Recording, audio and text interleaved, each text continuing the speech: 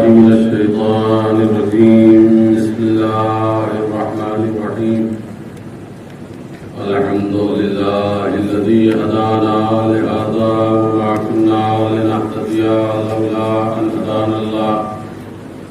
لقد جاءت رسل ربنا بالحق. الصلاة والسلام على سيد الأنبياء والمرسلين أبي القاسم محمد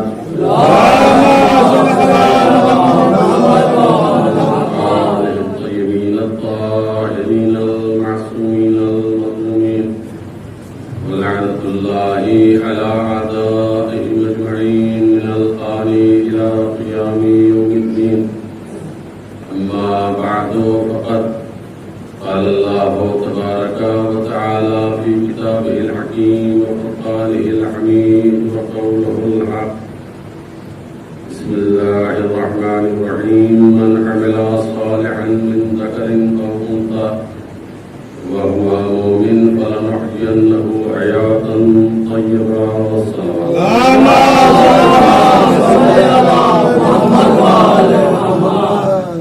قرآن کریم یہ اعلان کر رہا ہے کہ جو بھی مرد یا عورت اگر صاحب ایمان ہے اور اس نے عمل صالح انجام دیا ہے تو ہم اس کو حیات طیبہ عطا کریں گے. حیات طیبہ دنیا سے بھی متعلق ہے اور آخرت سے بھی متعلق ہے، یعنی یہاں بھی خوشحال زندگی اس کو عطا کریں گے اور آخرت میں بھی خوشحال زندگی اس کو عطا کریں گے. جو انسان عمل صالح انجام دے گا ایمان کے ساتھ، لہذا اگر ایمان نہیں ہے اور عمل صالح ہے، آپ نے دیکھا ہوگا کہ بہت سارے ایسے مسلم نہیں ہے، مومن نہیں ہے، لیکن اعمال ان کے بہت اچھے، کار خیر وہ بہت کرتے ہیں، رفاہ عام کا بہت کام کرتے ہیں. تو سوال یہ ہے کہ ان کو کہاں رکھا جائے گا؟ ایک آدمی ہے کہ جو بندوں کے کام آ رہا ہے، اللہ کے بندوں کی خدمت کر رہا ہے، رفاہ عام کا کام کر رہا ہے، وہ راستے بنوا دے رہا ہے، غریبوں کی مدد کر رہا ہے. اس کا تو کوئی ذکر ہے نہیں قرآن میں. قرآن تو یہ کہہ رہا ہے کہ من عمل صالحا من ذکر و انثی وہو مؤمن. مومن کی کنڈیشن لگی ہے.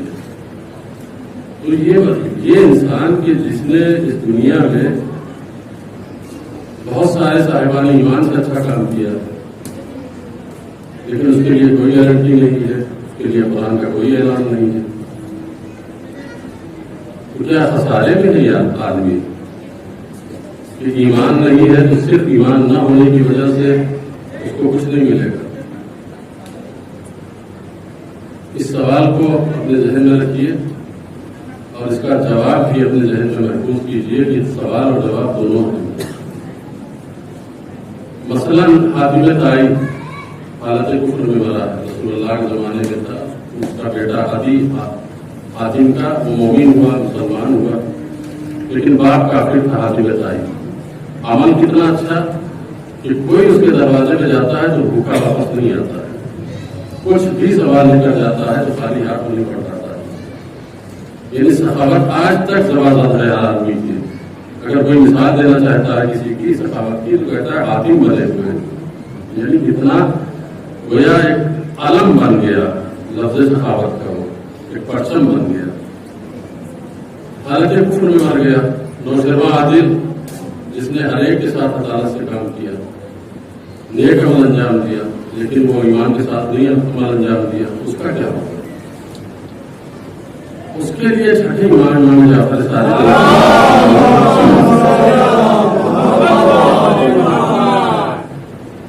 جواب یہ دیا کہ جو لوگ نیک عمل انجام دیتے ہیں، کسی وجہ سے ان تک حق نہیں پہنچا ہے یا غافل رہ گئے اور نیک عمل کر کے دنیا سے چلے گئے، اس طرح کے بہت سے لوگ آج بھی ملیں گے آپ کو جن تک حق پہنچا ہی نہیں. جانتے ہی نہیں ہے کہ حضرت علی کون ہے، وہ جانتے ہی نہیں ہے کہ امام حسین کون ہے، لیکن نیک لوگ ہیں، ان کا دل طاہر ہے، دل پاک ہے. شاید ان کا کام کیا جاتا، تقریر کی جاتی تو وہ ایمان لے آتے.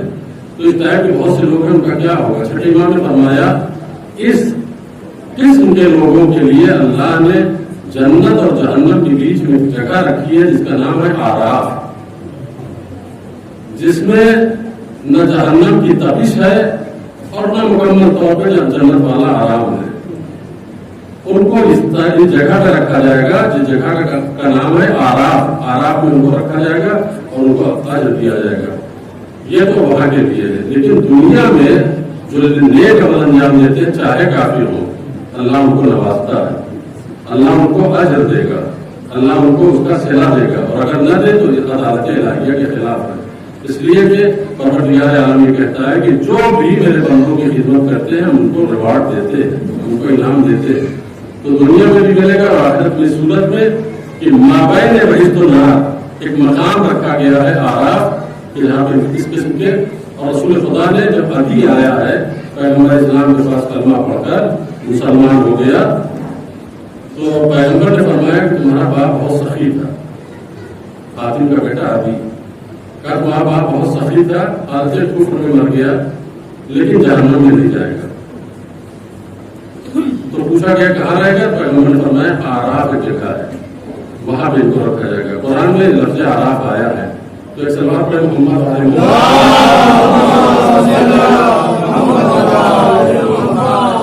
جو بھی نیک عمل انجام دے گا اس کو اجر ملے گا۔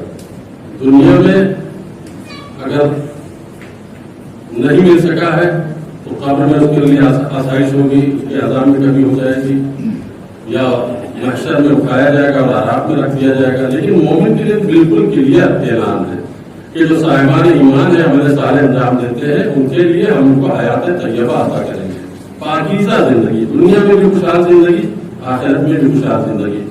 تو جو حیات طیبہ والے لوگ ہیں ان کے دلوں میں عشق علی ہوتا ہے، عشق علی، محبت علی سے ان کا دل سرشار ہوتا ہے۔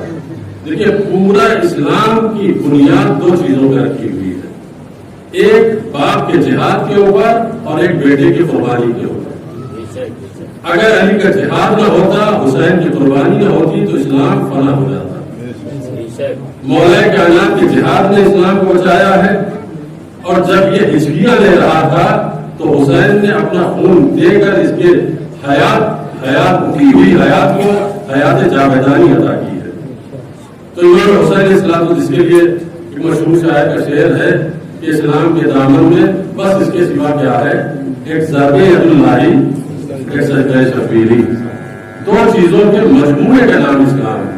امیر المومنین کی خدمات کس قدر زیادہ ہے کہ اگر علی نے تلوار نہ چلائی ہوتی، علی نے جہاد نہ کیا ہوتا، علی نے نصرت پیغمبر نہ کی ہوتی تو نہ اسلام ہوتا، نہ رسول اللہ کا نام ہوتا، اور نہ پیغام اسلام ہوتا۔ کتنے مقامات ہیں، بے شمار ایسے مقامات ہیں کہ جہاں پہ امیر المومنین کی ایثار اور قربانی کی وجہ سے یہ دین ہم تک پہنچا۔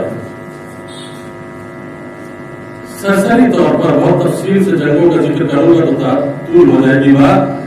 امیر المومنین کی خدمت اور اخلاص اور پیغمبر اسلام سے بالغانہ محبت کی بنیاد پر جو راہ خدا میں جہاد کی داستان ہے وہ سنہرے حروف سے لکھی گئی ہے تاریخ کے دامن میں، تاریخ کے اوراق پر۔ جنگ بدر سے شروع ہوتی ہے امیر المومنین علیہ السلام کی شجاعت کی داستان، اور تا دم آخر اسی انداز سے اسلام کی بقا اور حفاظت کے لیے مولا کائنات جدوجہد کرتے ہیں، کوشش کرتے ہیں، جہاد کرتے ہیں۔ وہ علی کی جن کی شجاعت کو سمجھنے کے لیے میں سمجھتا ہوں کہ کسی غیر علی سے سمجھنے کی ضرورت نہیں ہے کہ ہم غیر علی کے پاس جائیں اور پوچھیں کہ مولا علی کی شجاعت سمجھاؤ ہمیں کہ علی کتنے بہادر تھے۔ خود مولا کے کلمات پڑھیے نہج البلاغہ میں، بالکل آئینے کی طرح صاف ہے، آئینے کی طرح واضح ہو جائے گا کہ علی کس بہادر کا نام ہے۔ ساری دنیا انسانیت کو خطاب کر کے مولا کائنات فرمایا لو تظاہرت العرب علی قتالی لما ولیت عنہا، اگر پورا عرب ایک ہو کر، پورا عرب ایک ہو کر مجھ پہ حملہ کرے تو پورے عرب کو پچھاڑنے کی طاقت ہے۔ لو تظاہرت العرب علی قتالی، مجھ سے جنگ کرنے کی ٹال لے، اوس و خزرج جمع ہو جائے قریش جمع ہو جائیں، انصار جمع ہو جائیں، مہاجرین جمع ہو جائیں، کفار جمع ہو جائیں، مشرکین جمع، یہ سب مل کر میرے اوپر ایک ساتھ حملہ کرے، لما تولیت عنہا، میں پیٹھ نہیں دکھاؤں گا،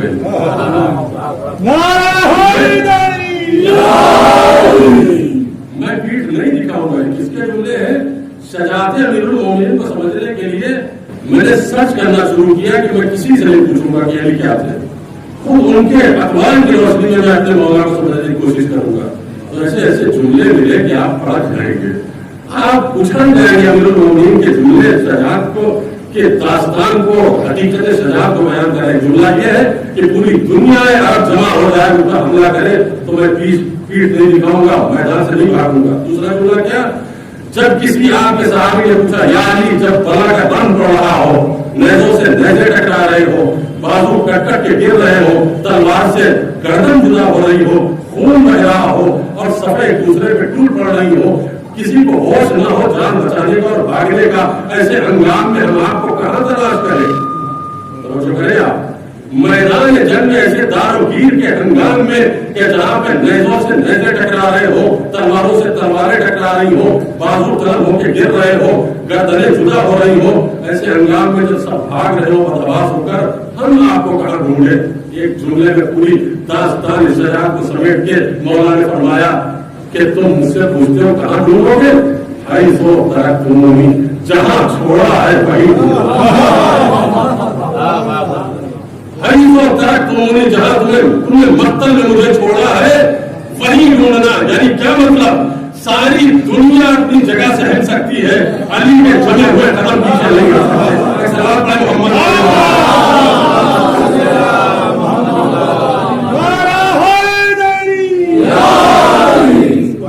یہ ایک چھوٹا سا فقرہ لیکن کتنا معنی خیز ہے کہ پورا دفتر شجاعت کا اپنے اندر سمیٹے ہوئے ہیں. تو مجھے ڈھونڈنے کے لیے ادھر ادھر نہ بھاگنا کہ علی کہاں ملیں گے. جہاں دیکھ لو جس پوائنٹ پر، جس نقطے پر میں کھڑا ہوں، اسی پر آخری وقت تک کھڑا رہوں گا. کیوں؟ اس لیے کہ بہادر اپنی جگہ سے ہلتے نہیں ہیں، بہادر پیچھے نہیں ہٹتے ہیں. یہ دو جملے مولا کائنات کی. اور تیسرا جملہ جب کسی نے مشورہ دیا کہ یا علی آپ میدان جنگ میں جاتے ہیں سست رفتار گھوڑے پہ بیٹھ کر، یہ بہادر کی شان کے خلاف ہے. آپ کا گھوڑا صحیح سیر ہونا چاہیے، سرعت رفتار والا ہونا چاہیے.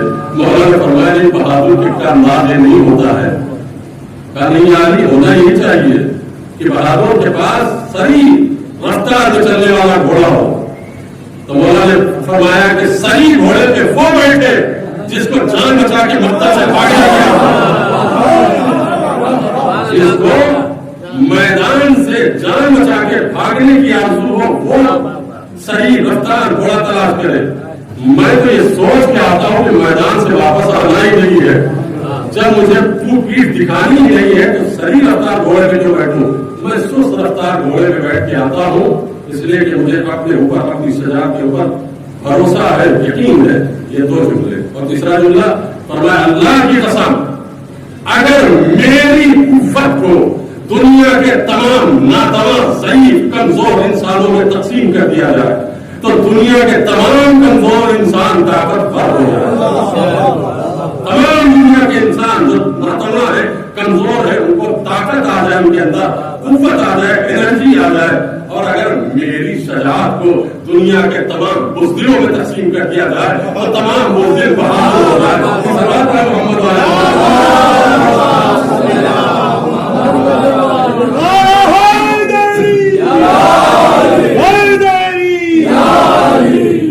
یہ جملے کہنے والا جو جملے کہہ رہا ہے، کبھی کبھی دعوے کیے جاتے ہیں لیکن جب منزل عمل آتی ہے تو پھر دعوے کھوکھلے نظر آتے ہیں. یہ علی کا دعویٰ ایسا نہیں ہے کہ صرف دعویٰ کیا ہے، بدر کی جنگ گواہ ہے کہ علی نے جو کہا ہے صحیح کہا ہے. خیبر کا مارکا گواہ ہے کہ علی نے جو کہا ہے صحیح کہا ہے. خندق کا مارکا گواہ ہے کہ علی نے جو کہا ہے صحیح کہا ہے. یہ سارا لشکر بھاگتا ہوا نظر آ رہا ہے، علی اپنی جگہ سے ٹس سے مس نہیں ہو رہے ہیں اور پوری فوج کو بھگاتے ہوئے نظر آ رہے ہیں. بدر پہلی جنگ اسلام اور اس شجاعت علی کا عالم یہ ہے کہ کفار قریش کی طرف سے تین نامور سپاہی نکلے، عتبہ، شیبہ، ولید. इन तीनों का रिश्ता बड़ा घनिष्ठ रिश्ता, बड़ा गहरा रिश्ता है मुआविया से, अतबा का, शैबा का, वलीद का। ये तीनों आए हैं अमीरुल मोमिनीन से जंग करने के लिए, रसूल खुदा के लश्कर से जंग करने। इनके मुकाबले में अंसार आए, मदीने वाले। इन्होंने बड़ी हकारा से उन्होंने कहा, ये लोग हमारे मुकाबले में, अरे जाओ, अपने मुकाबिल में आ गए हैं अंसार, तो वो इंसल्ट महसूस कर रहा है काफिर। वलीद, अतबा, शैबा कह रहे मैं इनसे नहीं लड़ूंगा, हमारे स्टेटस वाला कोई आना चाहिए। तो 3 मुजाहिद इधर से चले, उबैदा, मौला कायनात, हमजा। अब जो आए तो मुकाबला हुआ, हमजा ने मुकाबला किया शैबा से, उबैदा ने मुकाबला किया अतबा से, मौला कायनात मुकाबिल हुए वलीद के। इनमें से हर एक कोई मुआविया का मामू है, कोई मुआविया का नाना है, कोई मुआविया के नाना का भाई है, और एक हंजाला है मुआविया का भाई है। ये सब के सब आए मौला के मुकाबिल में। हमजा ने शहबा के ऊपर वार किया, एक ही तलवार में उसका फासले जहन्नम किया। मौला कायनात ने वलीद के ऊपर वार किया, उसको फासले जहन्नम किया। उबैदा में और अतबा में कुछ जंग देर तक होने लगी। तो ये दोनों सिपाही मौला कायनात हमजा, इन्होंने देखा उबैदा तन्हा रह गए, तो ये पहुंचे उनकी कुमत के लिए, और पहुंचने के बाद उस मलून को अतबा के ऊपर वार किया, तीनों ने घेर के उसको भी फासले जहन्नम किया। ये जंग खत्म हो गई। मुआविया ने अमीरुल मोमिनीन को एक खत लिखा कि अली मैं तुमसे जंग करना चाहता हूं, और मैं लश्कर जवान लेकर आया हूं जिसके मुकाबले में तुम टिक नहीं पाओगे, कह नहीं पाओगे। तो सिर्फ 2 सतर में मौला कायनात ने सारी हवा निकाल दी, सिर्फ 2 सतर लिखी। मुआविया ने कहा कि मैं ऐसा लश्कर जवान लेकर आऊंगा, लाखों सिपाही लेकर आऊंगा कि पूरा मैदान टिड्डी दल की तरह भर जाएगा और आप इस सिपाही मुकाबला नहीं कर सकेंगे। तो मौला कायनात ने क्या लिखा मालूम है आपको? फरमाया, मुआविया सुन, मैंने बद्र में तेरे नाना को मारा है, तेरे मामू को मारा है, तेरे भाई को कत्ल किया है। जिस तलवार से उनको मारा गया तो तलवार आज भी मेरे पास है। जिस तलवार से उनको वासले जहन्नम किया है वो तलवार आज भी अली के पहलू में है। अगर तुझे भी वासले जहन्नम होना है तो आ जा। पर ये खत पढ़ना था, सारी हवा निकल गई।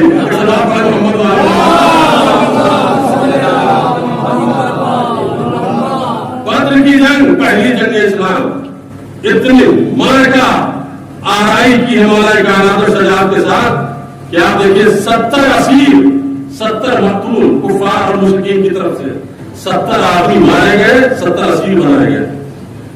जितने सुन्नी शिया राइटर है सबकी किताबें उठा के देख लीजिए, इन 70 में आधे से ज्यादा को मौला कायनात ने तन्हा मारा, आधे से ज्यादा को तन्हा अली ने कत्ल किया था।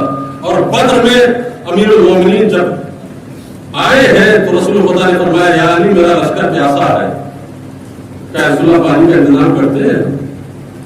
लेकिन पानी जो कुआं है पानी का, वहां कुफार का मुशरिकीन का डेरा है, मुहासरा किए हुए, वहां पे जाने का मतलब जान का खतरा। मौलाना फरमाया कि रसूलुल्लाह मैं किसी से नहीं करता, मैं जा रहा हूं, तलवार ली और चले कुएं की तरफ। अली ने सिर्फ नजर उठा के दी, देखी तो जितने कुफार थे यूं बैठ गए। ऐसा महसूस होता था कि कुछ देखा ही नहीं, कालम ये कौन, कुछ हमारे सामने हुआ ही नहीं, सिर्फ गुजरे हैं उनके सामने से। और सजाद के साथ पहुंचे, मशकीजे को डाला कुएं के अंदर, पानी निकाला। अब जब पानी निकाला तो रिवायत में फितरा है कि तेज हवा चली, और इतनी तेज झक्कड़ थी हवा की कि जो भरा हुआ पानी मशकीजे का था पूरा उलट गया। फिर मौला कायनात ने दूसरी मरतबा डाला, फिर पानी निकाला, फिर हवा चली, फिर पानी गिर गया। 3 मरतबा ऐसा ही हुआ। चौथी मरतबा पानी निकाल कर वापस आए। अब जो वापस आए तो रसूल खुदा ने बशारत दी, कहा या अली जब जा रहे थे तो कुछ वाकया पेश आया था कि यहाँ नहीं? कहा रसूलुल्लाह पानी निकालने के 3 मरतबा हवा चली थी, पानी उलट गया था, पानी जमीन पे गिर गया था। कहा या अली तुम्हें मालूम है वो क्यों हुआ था? कहा या रसूलुल्लाह बताइए। कहा जब पहली मरतबा तेज हवा चली थी تو جبرائیل 1000 کا لشکر لے کر آئے تھے تمہیں مبارکباد دینے کے لیے، 1000 فرشتوں کے ساتھ آئے تھے تمہیں سلام کرنے کے لیے۔ دوسری مرتبہ جو ہوا چلی تھی تو اسرافیل 1000 فرشتوں کے ساتھ آئے تھے تمہیں سلام کرنے کے لیے۔ تیسری مرتبہ جب ہوا چلی تھی تو اسرافیل کے ساتھ میکائیل آئے تھے 1000 فرشتوں کے ساتھ سلام کرنے کے لیے۔ علی وہ ہے کہ جس کو عرش کے فرشتے سلام کرتے ہیں۔ آج وہ بھی ہم سے کہتے ہیں کہ علی کو آپ کیوں مانتے ہیں؟ علی کو ماننا ہماری مجبوری ہے، اس لیے کہ علی وہ ہے کہ جن کو فرشتے سلام کرتے ہیں، صرف فرشتے تھوڑی، اللہ سلام کرتا ہے۔ صلوات پڑھو محمد۔ یہ ہے جنگ بدر کا ایک بہت ہی اختصار کے ساتھ میں نے سنا دیا آپ کو۔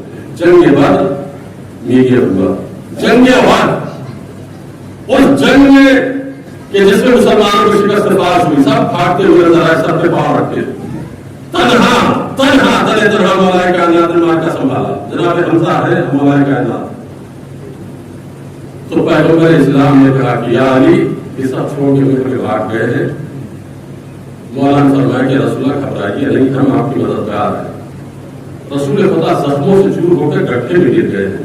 امیر المومنین نے رسول کو اٹھایا، زخم صاف کیا، دیکھا دشمن بڑھتا ہوا چلا رہا ہے، تلوار نکالی، سارے دشمن کو بھگایا۔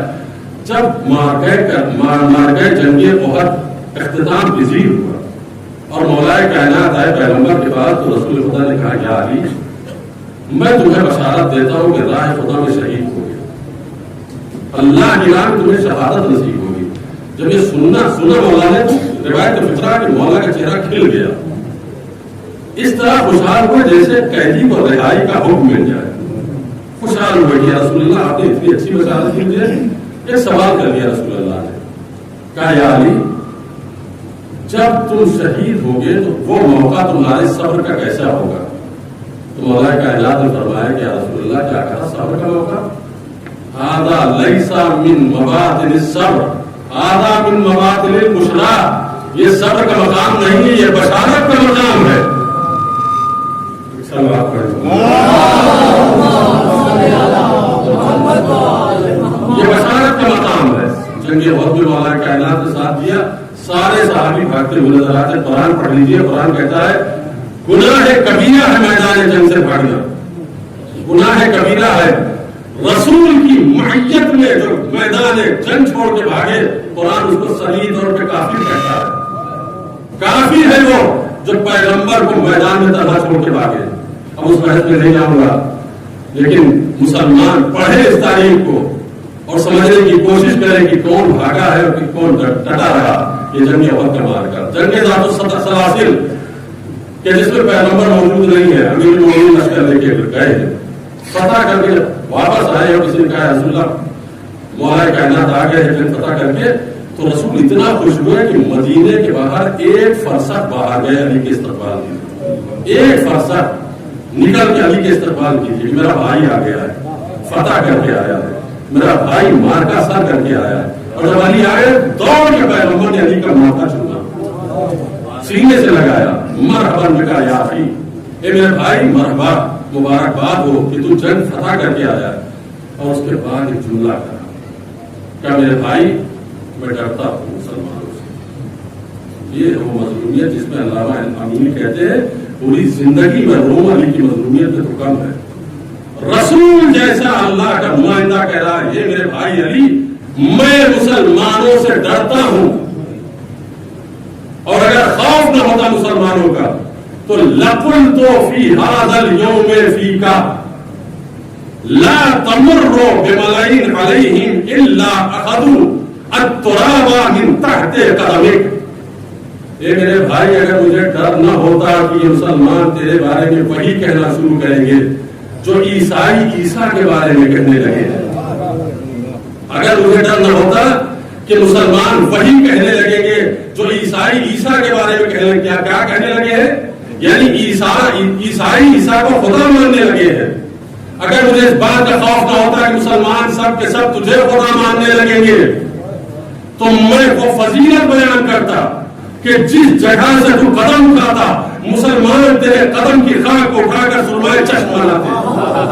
قدم کی خاک اٹھا کر سرمائے چشم بناتے. لیکن خوف اس بات کا ہے کہ فضائل بیان کر دوں گا تو سارے مسلمان مسحری ہو جائیں گے, تجھے خدا مان لیں گے. ایک سوال پڑھے محمد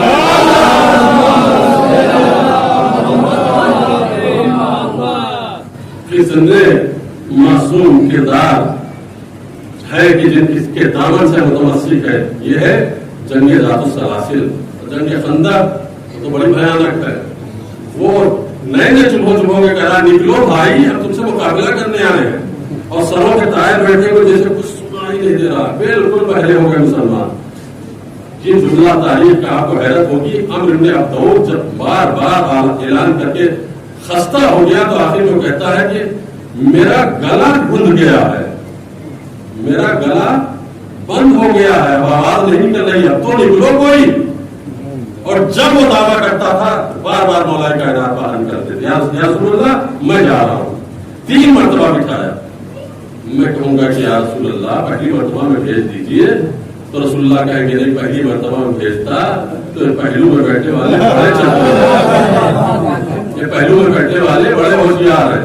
یہ کہتے ٹیم مارتے, یا رسول اللہ آپ نے موقع ہی نہیں دیا ہم کو, موقع دیتے تو ہم بتاتے. تو نہیں, موقع سب کو دے رہے ہیں. جب کوئی نہیں اٹھا تو مولا کائنات اٹھے, اور اٹھنے کے بعد اس کے بعد پہنچے اور ایک ہی تلوار میں اس کو زمین پہ گرا دیا. تو یہ مارکے ہیں, یہ وہ خدمات ہے, وہ اخلاص ہے مولا کائنات سے.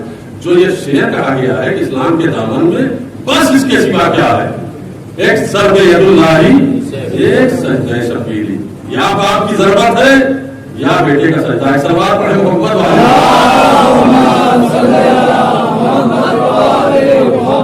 اور جو نیزہ چبو کے کہہ رہا تھا کہ کون ہے جو ہمارے مقابل میں آئے, جو پیغمبر نے فرمایا تھا من لہذا الکلب, کون ہے جو اس کتے کے مقابل میں جائے.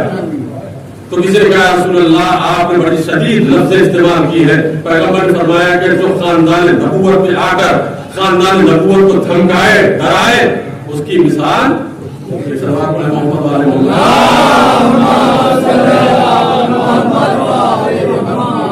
علی کا ذکر یوں ہی نہیں باقی ہے, خدمات ہے مولا کائنات کے. یہ خدمتیں نہ ہوتی علی کی تو اسلام ختم ہو جاتا. یہ احد کے میدان میں جب پیغمبر اسلام کی حمایت میں تلوار چلائی, پیغمبر کی جان بچا لی, تو جبرائیل نازل ہوئے. جبرائیل کو تعجب ہوا اس وفاداری پر, اس حساب پہ آ کے کہتے ہیں رسول اللہ اس کو وفاداری کہتے ہیں. جبرائیل نے رسول اللہ سے کہا رسول اللہ اس کو وفاداری کہتے ہیں, اس کو اخلاص کہتے ہیں.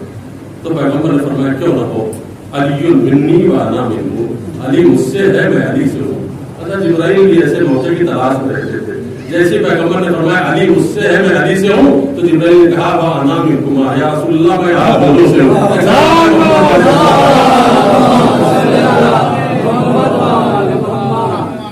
جو بھی علی کو سمجھ گیا, ان کے مرتبے کو سمجھ گیا, پھر وہ علی سے دور نہیں گیا.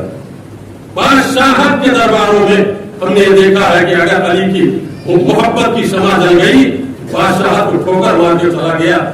علی کی محبت میں بادشاہت کو قبول نہیں کیا. ایک نام میں آپ کو بتاؤں, ہارون رشید کے 3 بیٹے, امین, مامون, معتمد. اس کا نام قاسم ہے.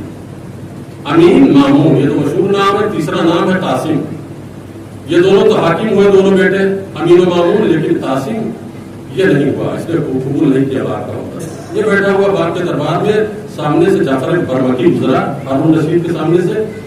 ہارون کو دیکھ کے مسکرایا, جب مسکرایا تو جعفر کو بلایا کہ یہاں مسکرا کیا میں تو مسکرا رہا ہوں آپ کے صاحبزادے کے حلیے کو دیکھ کر.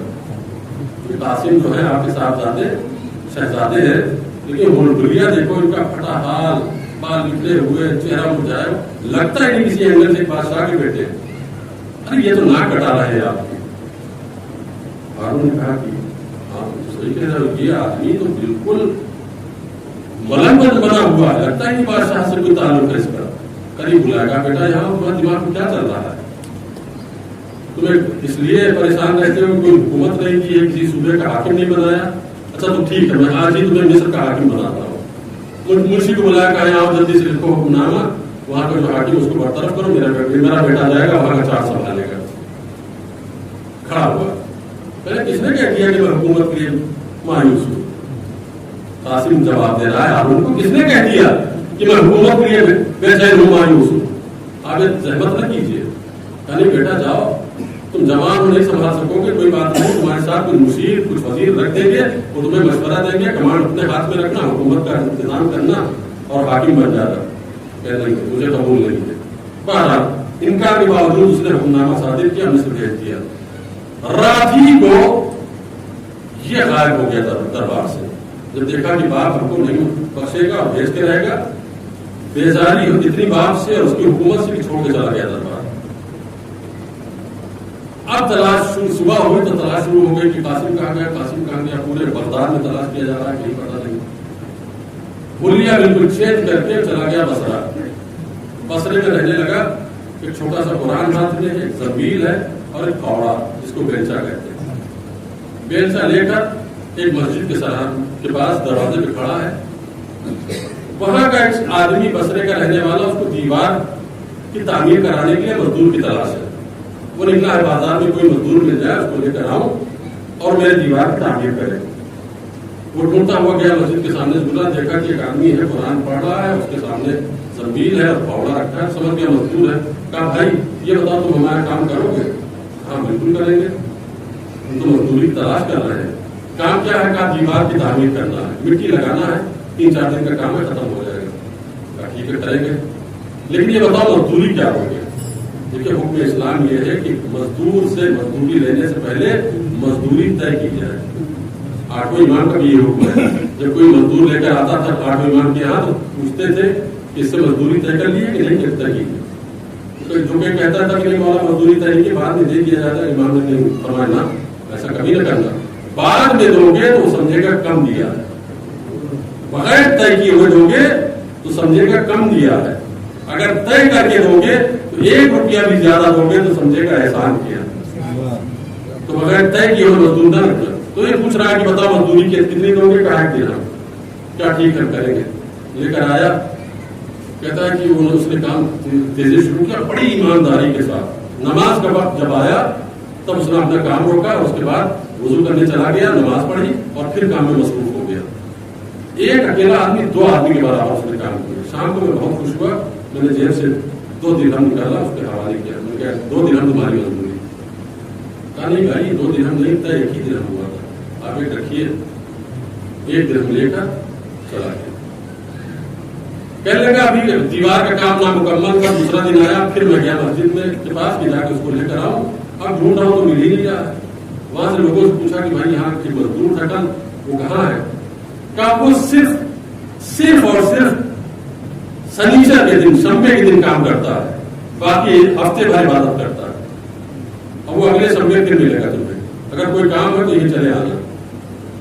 چلے ٹھیک ہے، 1 ہفتے کے بعد آؤں گا، مزدور اچھا ایماندار ہے، جلدی کام ختم کرے گا۔ 1 ہفتے کے بعد پھر گئے، دیکھا وہ بیٹھا ہوا، پھر لے کر گئے، اس نے کام کیا، شام کو مزدوری دی، پھر چلا آیا۔ تیسرے ہفتے جب پہنچے، تلاش کیا، نہیں ملا تو پوچھا کہ وہ آدمی کہاں ہے؟ آج تو آنا چاہیے تھا، سنیچر کا دن ہے۔ کب وہ بیمار ہے، چلنے کے لائق نہیں۔ کہاں رہتا؟ کہا فلاں حجرے میں چھوٹا سا گھر لیا ہے، وہیں پہ مقیم رہتا ہے، وہاں چلے جائیے اور وہ آپ کو مل جائے گا۔ یہ عبداللہ کہتا ہے کہ اس کے گھر پہ گیا، دیکھا کہ لیٹا ہوا ہے اور لیٹے ذکر خدا کر رہا ہے۔ میں نے اس کا سر اٹھایا، اپنے زانوں پہ رکھا، میں نے کہا بھائی تم کون ہو؟ کہنے لگا کہ بتاؤں میں کون ہوں؟ کہا بتائیے۔ کہ میں ہارون رشید جو خلیفہ ہے اس کا بیٹا ہوں۔ میں نے کہا ہاتھ کہاں کھول گیا؟ کھڑے ہو گئے، جلدی سے سر رکھا کرے، ہاں مصیبت مول لے رہا ہو، یہ بادشاہ کا لڑکا، میں نے 2 دن مزدوری کروائی، اگر اس کو پتا چل گیا تو سیدھے بلڈوزر پہ بھیجے گا اور بلڈوزر سے ہمارا گھر تباہ کر دے گا۔ جو چل رہا ہے نا اسی طریقے سے سوچا اس نے کہ بلڈوزر آئے گا اور گھر تباہ کر دے گا۔ کھڑا ہو گیا، تھر تھر کانپنے لگا، نہیں ڈرو نہیں، میں نے کسی سے نہیں بتایا، تم سے اس لیے بتا دیا کہ میری جاگری کا وقت ہے، میں دنیا چھوڑ کے جا رہا ہوں، تھوڑا سا میری مدد یہ کرو کہ یہ قرآن لے لو، کسی ایسے آدمی کو دے دینا کہ میں نے مرنے کے بعد یہ قرآن کی تلاوت کرے، اور یہ بیلچا اور یہ زنبیل کسی کو دے دینا، کسی غریب کے کام آ جائے۔ اور اس کے بعد لیٹ گیا۔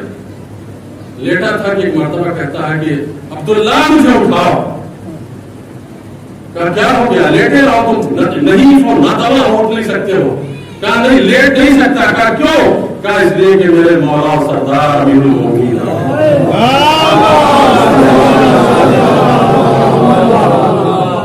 میرے مولا آقا امیر المومنین آ گئے مجھے لینے کے لیے، مجھے اٹھاؤ۔ تو کسی بھی خاندان سے تعلق رکھنے والا آدمی اگر ہے، اگر عشق علی ہے تو حب علی کام آتی ہے اور علی اس کی مدد کے لیے جاتے ہیں۔ سلوات پڑھے محمد۔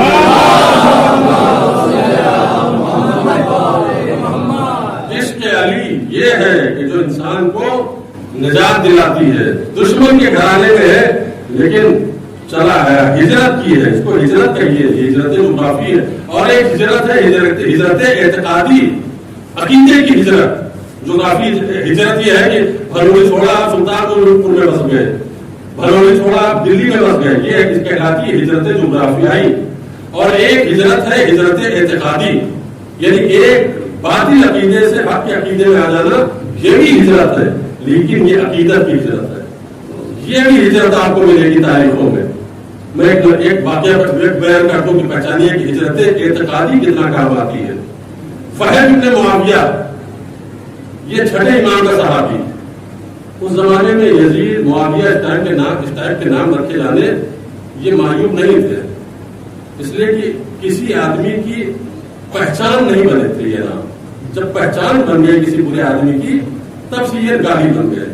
اس زمانے کے کلچر میں عام گھروں میں یہ نام ملتے تھے، اس لیے معیوب نہیں سمجھا جاتا تھا، لیکن آج نہیں لگتا کیوں کوئی یہ نام، اس لیے کہ یہ زیاد نام ہونا، یزید نام ہونا یہ گالی ہو گیا ہے۔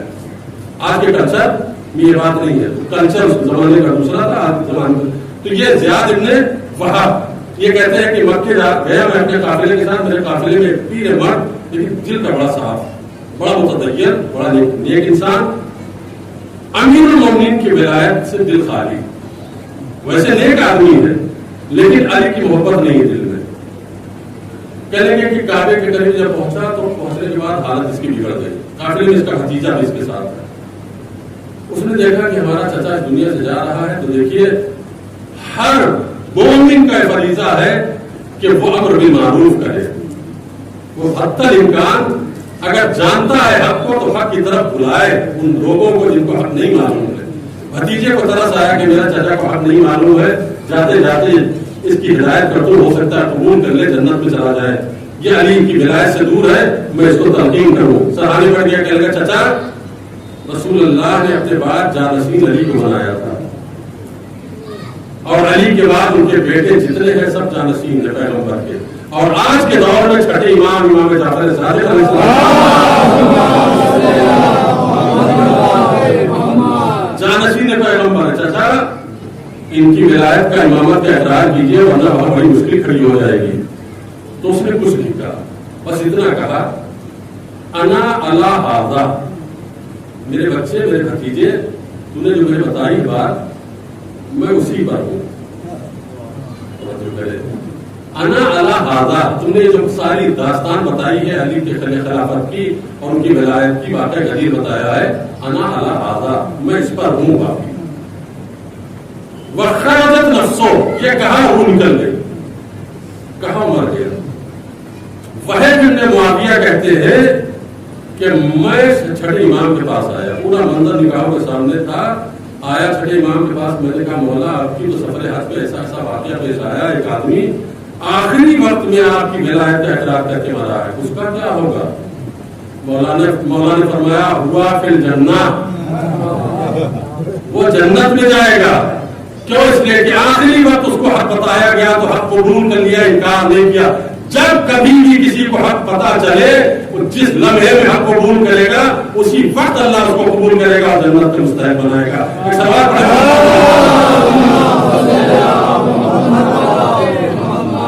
جب کبھی بھی، اور یہ سیرت ائمہ نے بتایا، ائمہ معصومین نے بتایا کہ دیکھو ہمارے طرف آنے کے لیے کوئی باؤنڈیشن نہیں ہے کہ اس عمر سے اس عمر تک آ سکتے ہو، نہیں، مرتے دم بھی اگر آ گئے ہو اور ہماری ولایت کا اقرار کر لیا ہے تو ہم تمہیں اپنے ساتھ لے جائیں گے۔ کیا کہہ رہا ہے قرآن؟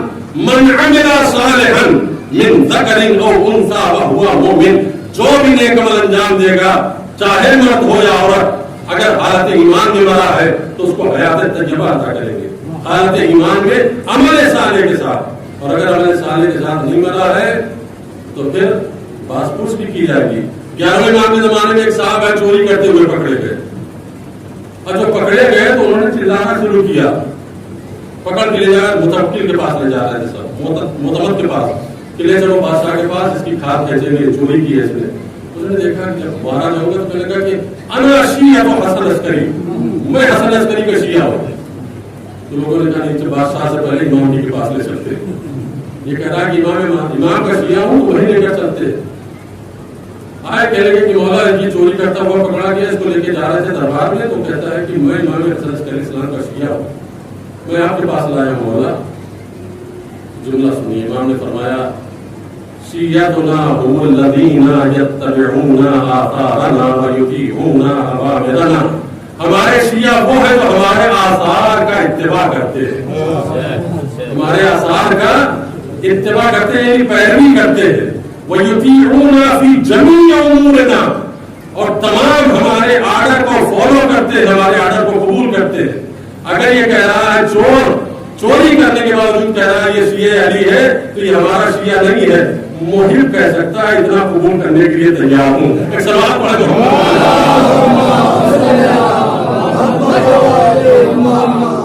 یہ ہے خاندانی عصمت و طہارت کی جو ہمیں راستہ دکھا رہی ہے کہ دیکھو پہچانو اہل بیت عصمت و طہارت کی تعلیمات کیا ہے. ایک باپ کی قربانی اور دوسرے بیٹے کی قربانی, سید الشہداء کی قربانی. میں یقینی طور پر منبر سے باتیں لے کے نہیں چاہیے, لیکن میں چونکہ وقت سے پہلے اگر مجلس ختم ہو جائے تو آپ کو پتا ہونا چاہیے کہ کیوں ختم ہو رہی ہے. بہت زیادہ شدید درد میں سر پہ مبتلا تھا, اور بالکل امید نہیں تھی کہ اتنا بھی پڑھ سکوں گا آپ کے سامنے, لیکن اتنا پڑھ لیا آپ کے سامنے. مولا سے قبول فرمائے, آپ کی بھی یہاں پہ آمد کو قبول فرمائے, ہمارے پڑھنے کو قبول فرمائے. میں اس سے زیادہ میں آپ کو زحمت نہیں دوں گا. چھٹی محرم ہے, 5 دن گزر چکے. محرم کتنی تیزی سے گزر گیا.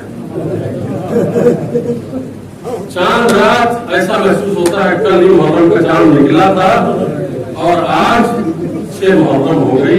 آدھا محرم گزر چکا ہے, نصف محرم گزر چکا ہے. آج کس کی شہادت کا غم اور تذکرہ سننے کے لیے آپ بیٹھے. ایک ہی بات سے میں اپنی گفتگو کا آغاز کروں گا. پسے پردہ میری بہنیں اور میری چھوٹی چھوٹی بچیاں یہ جو بیٹھی ہیں, ان کے گودوں میں چھوٹے چھوٹے بچے بھی ہوں گے. ان سے صرف ایک جملہ کہوں گا اور آگے کو کہوں گا اپنے مسائل کے لیے. جن کے گودوں میں چھوٹے چھوٹے بچے ہیں وہ علی اصغر کے غم میں روئے اور بہتے ہوئے آنسوؤں کو ان کے بچوں کے اوپر گرائے.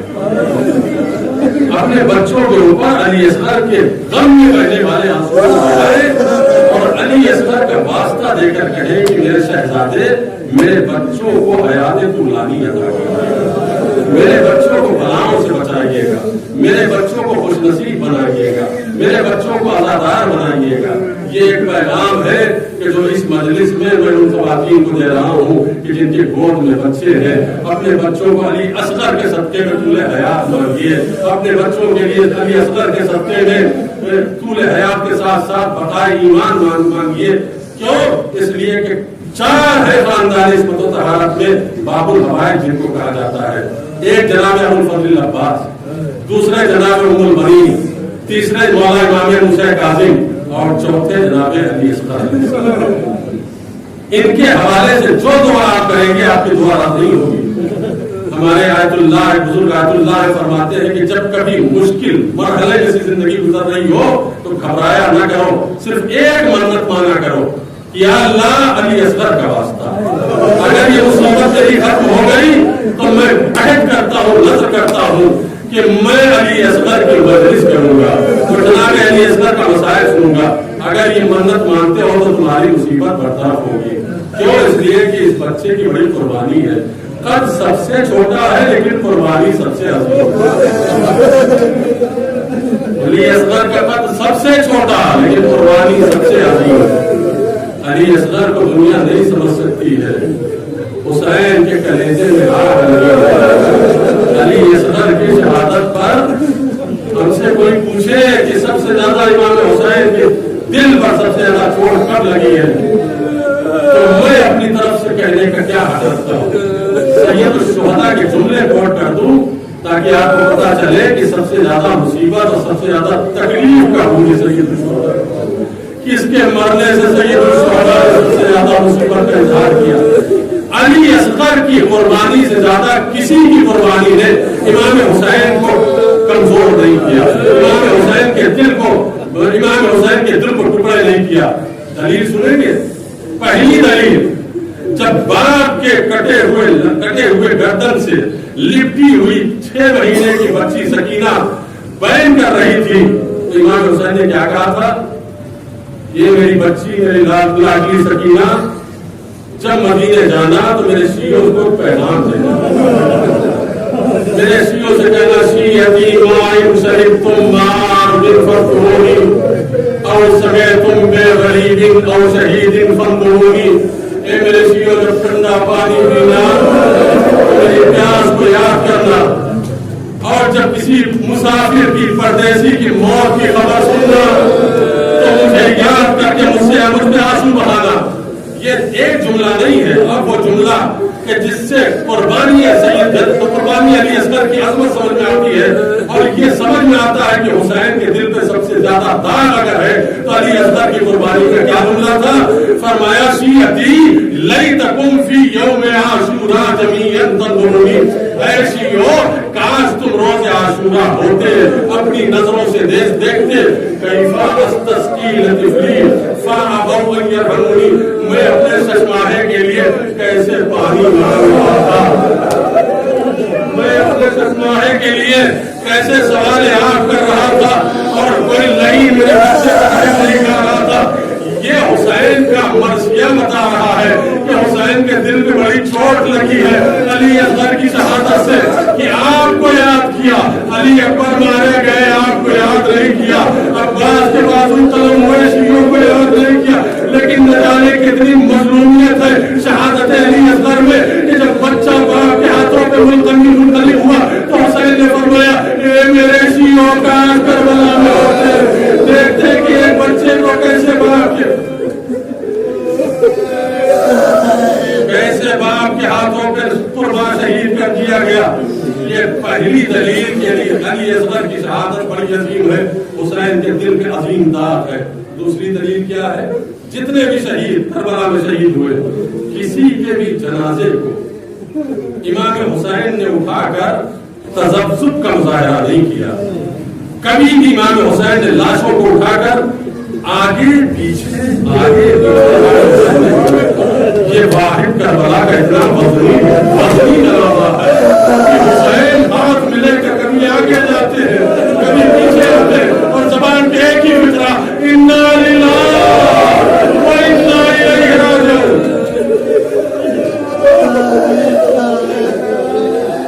एक ही फिक्रा, इन्ना लिल्लाहि व इन्ना इलैहि राजिऊन। तीसरा सबक बाद में बताऊंगा, लेकिन पहले यहाँ पर एक बात, एक नुक्ते की तरफ मुतवज्जह करना चाहता हूँ कि 3 दलीलें हैं अली असगर की कुर्बानी के अजीम के और इमाम हुसैन के सदमे के। पहली दलील कि आपको याद किया था शहादत अली असगर के वक्त, मेरे शियों का सोते।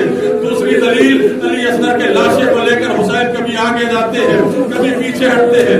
तीसरी दलील बाद में बताऊंगा, लेकिन उससे पहले एक नुक्ते की तरफ मुतवज्जह करना चाहता हूँ। नफ्सियाती जुमला इस पर मुतवज्जह करना चाहता हूँ, गौर से सुनिए।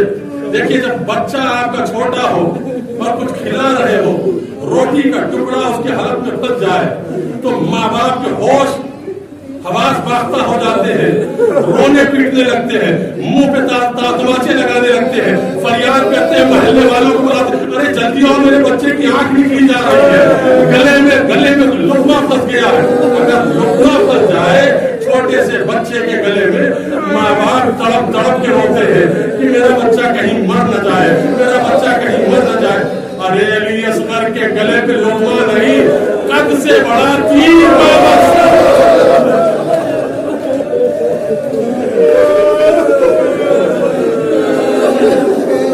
से बड़ा तीर पैवस्त है, और वो तीर ऐसा जाका तीर की 3 फल का तीर, उसने वो काम किया कि एक मतवाली अली असगर के गले पर को निशाना लगाकर अली असगर के गले को ज़बह किया। वो तीर ने अली असगर को ज़बह के कर दिया। कहां से कहां तक? कान से कान तक। इस कान से तीर लगा, उस कान से तीर निकल गया और वो तीर आगे बढ़ के हुसैन के बाजू में लगा। हुसैन का बाजू शिकस्ता हुआ। ये है मज़लूमियत अली असगर। और तीसरी दलील के जो हुसैन के लिए सबसे ज्यादा जानता है वो क्या है मालूम है? जब मुख्तार ने इंतकाम लेना शुरू किया और एक एक लाइन को पकड़ के सजा देने लगे, तो मिनहाल से चौथे इमाम ने क्या पूछा था? क्या ये पूछा था कि शिमर मारा गया या नहीं? क्या ये पूछा था कि सिनान मारा गया या नहीं? क्या ये पूछा था क्या और दूसरा कैदी कातिल मारा गया? नहीं, एक ही सवाल, ए मिनहाल ये बताओ, हुरमुला पकड़ा गया?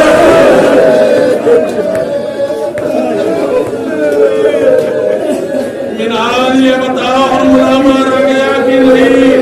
मिनहाल आप कहे मेरे आका, अरे आपने किसी कातिल के बारे में नहीं पूछा, आखिर मिनहाल हुरमुला के बारे में क्यों पूछ रहे हैं? तो सैयद सज्जाद ने तो आपने कहा, अरे मेरा मिनहाल, जब तक हुरमुला मारा न जाएगा तब तक मेरी माँ रबाब साए में न जाएगी, तब तक मेरी माँ ठंडा पानी न पिएगी। मिनहाल जल्दी खबर लेकर आओ। मिनहाल वापस आए, कूफे पहुंचे, देखा मुख्तार कूफे के बाहर खड़े। कहा यहाँ क्यों खड़े हो? मैं कह रहा हूँ एक मंजर तुम अपनी नजरों से देखोगे। देखा कि एक आदमी को गिरफ्तार करके लाया जा रहा है, पीछे से ताजियाना मारा जा रहा है, कोई नजर चुप हो रहा है। कहा कौन है ये? कहा ये हुरमुला है। जैसे कहा हुरमुला, मिनहाल ने कहा अल्लाह अकबर। कहा बेमहल अल्लाह अकबर का क्या मतलब? कहा कितनी जल्दी मेरे मासूम इमाम की दुआ कबूल हुई। अरे मेरे मौला इमाम ने कहा था, या अल्लाह हुरमुला को दुनिया आखिरत की नार से, आखिरत के अजाब से, आखिरत की आग से पहले दुनिया की आग में मुब्तला कर दे। अरे इमाम की दुआ कबूल हुई, लाया गया हुरमुला। एक मर्तबा मुख्तार ने पूछा, हुरमुला करबला में तूने क्या किया? कहा ये मुख्तार सुन न सकोगे। कहा नहीं बता। कहा क्यों पूछ रहे हो? कहा इसलिए कि पूछ इसलिए रहा हो कि माँ तड़प रही है। तो हुरमुला के जो जवाब सुन लीजिए, हमेशा आपके ज़हन में रहेगा। जब हुरमुला से कहा मुख्तार ने माँ तड़प रही है, तो हुरमुला ने कहा मुख्तार क्या उसकी माँ अब तक जिंदा है? यानी वो नहीं नहीं समझता इतना बड़ा जुल्म देखने के बाद माँ को मर जाना चाहिए, माँ को जिंदा नहीं रहना चाहिए। और मुला ने कहा क्या माँ जिंदा है? ए मुख्तार, हमने बड़ा भयानक जुल्म किया था। हमने जो तीर मारा था वो अली असगर के गले को सुराख करता हुआ हुसैन के बाजू को पार करता हुआ निकल गया। पर मैं पूरा मंजर नहीं पेश करूंगा। आपने वसले जहन्नम किया हुरमुला को। अब आइए करबला की तरफ। ये शशमाहा शहीद हो गया, हुसैन मक्तल से खैमे की तरफ आ रहे हैं, लेकिन कदम नहीं बढ़ रहे हैं। इन्ना लिल्लाह व इन्ना इलैहि राजिऊन कहते हुए आगे बढ़ रहे। एक मर्तबा दर खैमा पे आए और फरमाया, रबाब क्या मैं तुम्हारा इमाम नहीं हूँ? क्या मेरे आका आप मेरे इमाम है? क्या रबाब एक बात कहूँ कबूल करोगी? क्या मौला बताइए क्या बात है? क्या रबाब अपने बच्चे का जनाजा तुम ले लो, पुश्ते खैमा पे मेरे साथ आओ। माँ ने लाशा लिया, बाप ने कब्र खोदनी शुरू की। अरे तारीख बशरियत के मजलूम बाप है कि जो अपने बच्चे की लाश को, अपने बच्चे की लाश को दफन करने के लिए बाप कब्र खोद रहा है, माँ जनाजा लिए हुए है। मुस्तफा कब्र तैयार हुई, हुसैन ने बच्चे को सिर लहद किया, पानी नहीं था, इतना रोए कि कब्र अली असगर आंसुओं से तर हो गई। अरे जो अब खड़ा होना चाहते थे कि पुश्ते आवाज आई, अस्सलाम अलैका या अब्दुल्लाह। पीछे मुड़ के देखा, सलाम करने वाले कौन? कहा मैं कासिदे सुगरा हूँ, बीवी ने मुझे खत दिया। और ये कहने के बाद एक मर्तबा खैमे की तरफ मुड़ के देखने लगा। कहा क्या देख रहा है? कहा बीवी ने कहा था खैमे के बाहर मेरा घुटनियों वाला तुझे नजर आएगा, उसको उठा के प्यार करना। हुसैन ने रोते हुए कहा, ए भाई अली असगर का इंतजार न कर, मैं कब्र